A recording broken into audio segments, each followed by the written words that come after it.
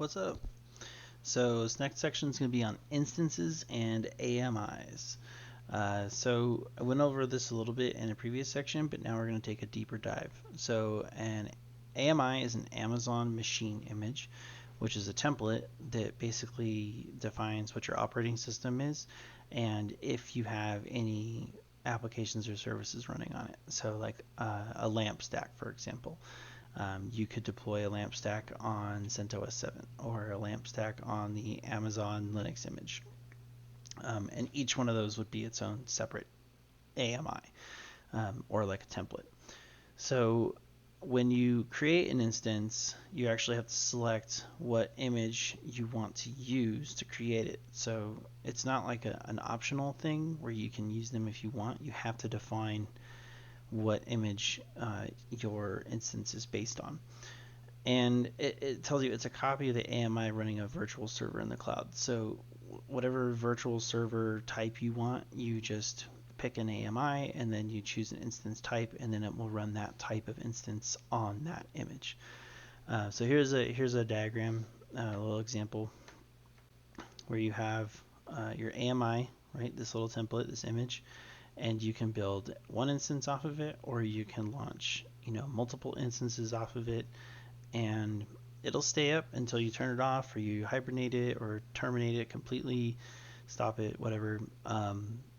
Or if something happens and it goes down, you can just have it Amazon rip it out and build a brand new one off of this image, and it's just kind of like a golden copy, if you want to think of it that way. So it'll just give you that fresh instance that you know exactly what's installed, how it's configured, all that stuff. And you can create your own too. You can spin up an AMI, make all your changes to it, upload your code or whatever, and then save a custom image, and then build your instances off of that image. That's something that's very popular. So going back to the basics, so an instance is a virtual server in the cloud. Its configuration at launch is a copy of an AMI that you specify when you launch the instance. You can launch different types of instances from a single AMI. An instance type essentially determines the hardware that's used, and each offers different capabilities.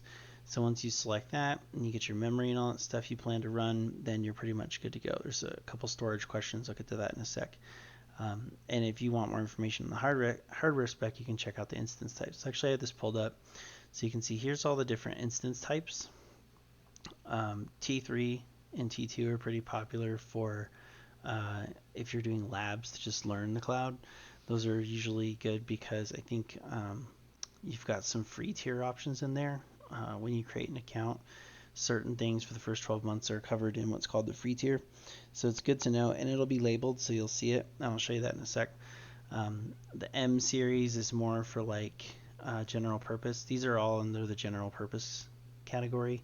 So anything with a T or an M, and then the A1 is going to be general purpose. So they take the brunt of the work, like getting walked over like a doormat, I guess. So you could say MAT, M-A-T. Any M series, A1 and T is general purpose. If you needed to remember that for something. So it'll tell you like a Mac instance, for example, like this instance Mac1.metal. Here are the specs, and so depending on what your requirements are, you can pick an image, a variety of images that meets those requirements. And each one has a different use case, and it's kind of cool because it tells you a little bit about, well, what are the use cases, and then you can kind of pick the right one for you. If you're using third-party software, in many cases, there will be documentation on running that software in the cloud or deploying that software in the cloud, and it'll make a recommendation as to minimum cores, minimum memory, or it might even tell you which image it's recommended. Hey, we recommend that you use a M4 for this specific application, whatever. So that's kind of how the types work. The types are broken down into general purpose. Those images optimized for compute intense workloads, memory intense workloads, accelerated compute like bursting workloads, storage optimized workloads, especially for like databases and stuff. And then you've got specific instance features. So this is like the burstable performance instance.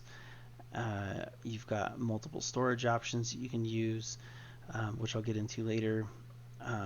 EBS volume, optimized instances. So some of these features you'll find in the storage optimized and memory, like I was talking about burstable, right? So like accelerated computing.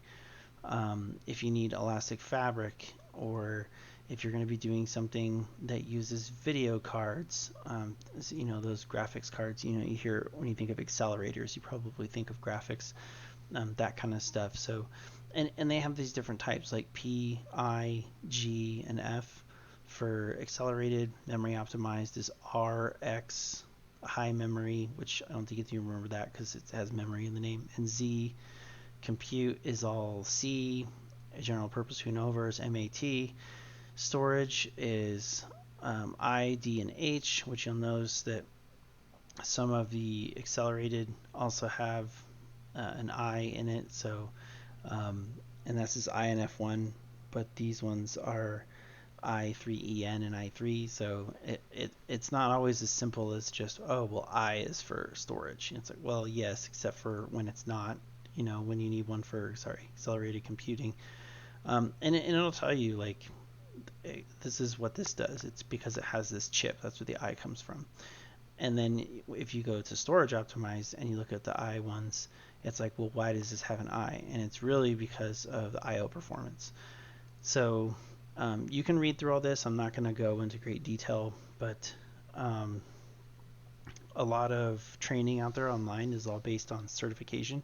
So it's like, well, you have to know all the different storage types and what they're used for. And it's like, yeah, okay, that's great. But like, it's really, you just need to know if one is fake, right? So I'm not trying to do like certification stuff. This is more like, in the real world, nobody has that memorized. You might know some that you use a lot, like M4, M5, T3, stuff like that, but you're not going to be using I3EN enough to know what in the heck it is when somebody asks you. This isn't a quiz or whatever. And then it's probably good just to read through the features. So after this, what I'd recommend is to go to the console and go to ec2/instance-types and just read through this documentation. Even if you just read through it once, it's something that I always recommend. Like, if you start your day, just read some portion of the documentation for whatever product you're currently working with, whether that's an infrastructure as code product or a cloud provider or a programming language. It's like, if you just read for 10-15 minutes in the morning, you'd be surprised how quickly that adds up in a month's time. And if you continue doing it over weeks and weeks and months, it becomes extremely easy. So but yeah, nobody's going to expect you to memorize all of this. It's not necessary. It's more, you just need to know that there are different types and that you need to check before you build stuff. And it's easy to do that. And I'll show you that in a sec. So measuring performance. Why should it matter? Well, depending on what you do, right? You might need a high memory workload. If you have like an in-memory database, you don't want to build that on a general purpose instance when you have the option to build it on a memory optimized instance, things like that. So again, just read through it and you'll figure it out. So I'll show you what this looks like. So if you're on the dashboard and you go to compute and you go to EC2, what you'll see is this little launch instance button. So let's click this and you can kind of see it in action. So I'm not going to build one right now, but I'll at least show you. So the first thing it does is say choose an AMI. All right, and you can do a search. It says search for Windows. So let's do that. So I search for Windows. So here's Server 2019 with containers. It's got it with SQL Server on it. So if you're going to install SQL Server on it, something like that, and manage your own database and underlying operating system, you could do that. 2004. I don't know. Good luck with that. You can keep that. But if you're looking for a Debian image, here's a Debian 10.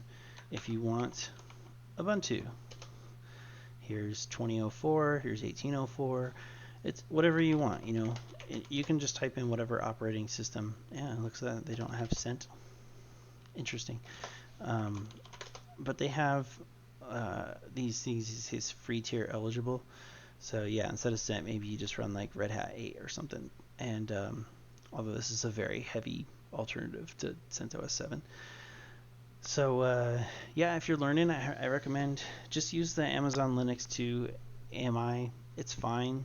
I don't have any problems with it. It's great.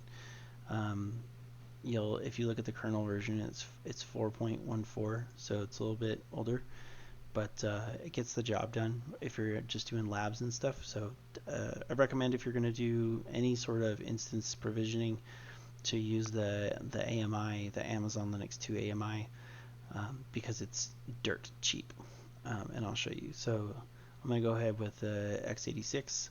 So once you select it, your AMI, then it gets into the next topic, which was your instance type. So these are all these crazy letters, and those options that we were reading down here, these are like your instance families, and you can filter by those families, and you can kind of look at, okay, well, what family do you want? And this is where it's like, well, I don't know, like, and so sometimes maybe you just need to sort by memory, and you're like, I need a lot of memory. I probably don't need that much memory.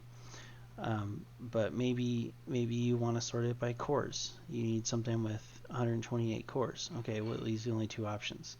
So it's good to know from an architecture standpoint, or if you're doing system administration and you're asked to build a server by hand or something like that, and you need to do this, that's a good place to know. If you're building applications, or you're doing this from a developer or DevOps perspective, you need to know this kind of stuff. So if you're going to programmatically spin these things up, there are certain parameters that you have to pass that are required in order to provision resources. An instance type is one of those things. And actually, I'm going to go through the end of this so you can see a kind of a neat feature. So if I want to choose, let's look at all of them, and then I'll just sort it by, I don't know, let's find a T2 micro, free tier eligible. Sweet, 1 core, 1 gig of memory. Let's go. And I'm going to go to next. You can just review and launch from here, but I'll kind of step through this because I've mentioned a couple of these words before. You can say there's all kinds of options for how many instances do you want. What kind of purchasing option do you want to use? What network do you want to use? Do you want to assign a subnet? Would you like to assign an IP address? Is this going to be, if it shuts down, do you want it to stop? Or when it shuts down, do you want it to just kill itself off? What permissions do you need to run on it? So there's like all kinds of options on here. You don't need to know what these all are now, but you can configure it and customize it to your liking, and then you just add storage. So the root partition or root volume here is going to be 8 gigs, which is super small. Here's your IOPS. Here's the volume type, the disk type. You've got different disk types that you can choose. And if I terminate the instance, I just say, hey, I want you to delete it if I terminate it, and then you can say whether or not the disk is encrypted or not. And there's a whole bunch of different conversations we can have about encryption that we will later. And if you need to add new disks, you can do that. You can add I need a new EBS volume. Here's the amount. I'm not going to worry about snapshots or anything. I want to, maybe you want a 25 gig disk that's a general purpose SSD, and that's it. You can just add disks all day long in here. Again, this is like the GUI clicking around on everything way to do it. And then the tags thing I mentioned, you can put that in here. So if you wanted to add a tag and be like, department, this is for the finance team. So the instance will be tagged, the volumes will be tagged, the network interface card will be tagged. And why would you do that? Well, because it tags the traffic. And you believe it or not, traffic is a huge part of your bill once you start building applications that reach outside of your VPC. So that's the tags, and then we'll do the security group, which, if you remember, is a firewall. So I'm just gonna pick an existing one, because if you don't click an existing one, it's gonna create a new security group every single time you create the instance, which sometimes you want to do, but I don't, because then I have to go delete it later. So, and then you just review and launch. Oh, I have to pick one. Okay, that one. Review and launch. So check this out. So the review is a review, right? And that's all fine and great. But one of the cool things about this is when you look at the launch, let me see if I can find this. Where are you?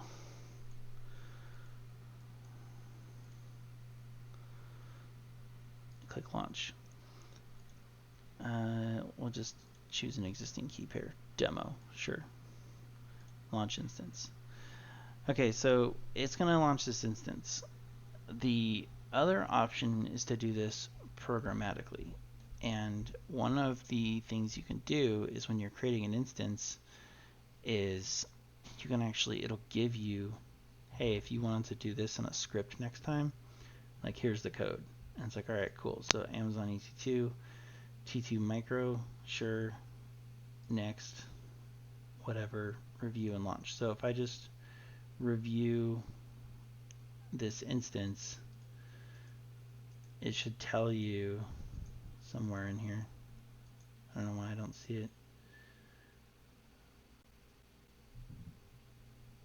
Yeah, I don't see it. Maybe that's a new thing. I used to be able to look at the code behind.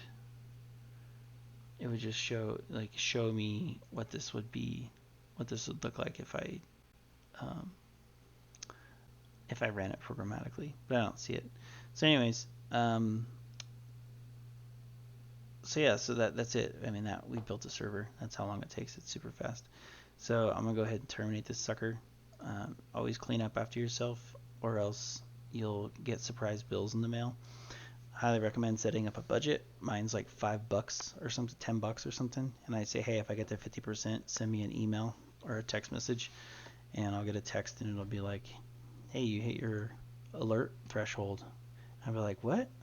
I never know that I'm going to do that. So just know that when you're building stuff out, you want to do that, because I'm surprised by it every time. And it's always like some stupid thing that I forgot, some EBS volume or some snapshot or some instance that I forgot about. So you'll want to make sure that you clean up after yourself. And yeah, this is terminated, so we're good there. So anyways, so that's you get to see where you choose the AMIs and the instance type. Yeah, go back here. The AMI, and you see I just built one, so I did that. If I wanted to, in the instance number, I could have typed 3, and it would have built 3 of the same exact instance. And then I can select them all and terminate them all at the same time if I wanted to. So that's kind of the point and click version of that. But I wasn't really trying to show you how to build one. The point was just so you could see, like, well, what does that look like? Where do I pick these things? And as you can see in context, when you go to do it, it's like it doesn't really tell you anything, right? Like you can see it here. You can pick an image, and that's all fine and great. But after you pick the image, it's got everything lined up. But I mean, this list is so long that going through it would be kind of cumbersome. And it's also worth noting that not every AMI can be used to create every instance type. So like I can't create a C6GN with the Amazon Linux 2 AMI. But if you click on it in families, it's like, well, you really got to know what in the heck these are to know what they do. And it doesn't tell you the use case for here either. So you'd really have to go back into the instance type and see, well, what is an R5? And it'll be like, this is exactly what an R5 does. Here are all the features. Here's all the instance types you can use that are R5 of some kind. And here's the use case, And so this is definitely something, and this has enhanced networking, for example. This is something that you need to know as a resource. It's like, where do I find this information? So again, it's not expected that you know it all off the top of your head. As a cloud engineer or sysadmin or a developer or a DevOps guy, like just know that there are a ton of them out there, and there's a doc or reference that you can use to figure out what in the heck it is. So that's it. Kind of went over storage. I mean, you just pick a volume, right? So you can build a VM and just add disks to it of whatever kind, and there's different types of storage. And then security best practices, you'll use one of those methods I talked about, whether it's to SSH in, or you can use the API, or you can use the SDK, or you can use an IAM user, which I'll get into that later. That's like your Amazon user. For example, if I had an instance up and I wanted to, let's just launch this sucker. If I wanted to connect to this, you can actually do that from the GUI. Once it's done provisioning, there's a little button that says connect, and there'll be a little SSH guy on there. So, and these are pretty quick, so it's small. But as soon as you see it, you can connect. So while this is pulling up, I'll just keep going. The security best practice, there are some things you want to know. Really, all you need to do is just remember to apply the principle of least privilege. That pretty much goes without saying for any IT resource, but especially with this. All right, so this is running. So if I wanted to connect to this, I could just click connect, and then you can do instance connect, which is like the online connect in your browser. Session manager, which I won't get into right now.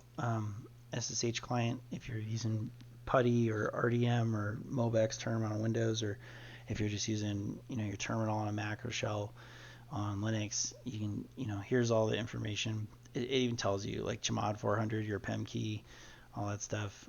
So I'll just use Instance Connect and I'll show you. You just click connect and it just opens a console and off you go. So there you go. There's my Amazon Linux 2 server. So anyways, so that's an option. You can do that. I'll go ahead and terminate this as well. Terminate. The whole running servers as sheep and cattle instead of pets. You got to get used to that. Deleting instances is very common. Just know that you need to go slowly so you don't delete something that you shouldn't on accident. So we'll get more into security best practice later. You saw me, I didn't stop one. It's the same process, but it doesn't destroy the server. So if I were to take this instance and do instance state stop, it would just stop it and I could start it again if I wanted to. So long as it's stopped, you're not really getting billed for runtime. You'll just be getting billed for the storage that's attached to it. So that's good to know. So if you have a server up and it's got a terabyte of disks attached to it, but it's been stopped and you're still getting a bill and you're like, what the heck? Just know that checking if your EC2 instances are running is not the only place to check whether or not you're being charged for something like storage, where it's like, well, I don't, storage, let me check S3. Like, I don't have that much. That just know that EBS volumes are charged so long as they're around. So you'll definitely want to check that. And you can check too. There's EBS right here. You can look at volumes, and if you've got an EBS volume, you'll see it right here. And as you can see, I don't have any. So that's kind of on stopping and terminating. I think we went over AMIs a lot, so I don't really need to go over it except for this part. So you can have an AMI that's backed by EBS, which means that a root device or an instance launched from the AMI is an Amazon EBS volume, or backed by instance store. And we talked about this is like that ephemeral data, right? Which means the root device for an instance launched from an AMI is an instance store volume created when a template stored in S3. So what does that mean? It just means what it says it means. It means that the root device for the instance in an instance store is created from a template stored in S3. That's all it means. There isn't a root device. These are not object-based storage volumes, so you can run an operating system on them, whereas Amazon S3 is all block-based objects, that kind of storage, no operating systems. The AMI will tell you whether it's EBS or an instance store, and it's significantly different because why? Well, because for one makes your data go away, but there are different reasons that you'd want to do that, and we'll get more into the storage. But I mean, there's a whole section on this about boot times and how you get charged and all other stuff. So don't worry about that for now. Just know that what an AMI is, how you use it, where you see it, kind of like that there are a lot of options, and that you can do a quick Google search or even a search in the Amazon site the AWS site to figure out what the different options are. When you're done with an AMI, if you have your own, you need to deregister them. but if you deregister it, you can't launch new instances with it. So just know that if you do that and something's already using it, it's not going to be affected. And we'll get more into this when you start really getting into, like, there's a whole section on AMIs. So that should be just about it. So as far as instances and AMIs go from high level, that's pretty much all you need. Yes, this is a high level. There is going to be much more detail about this. So anyways, if you have any questions, let me know. And if not, have fun building stuff.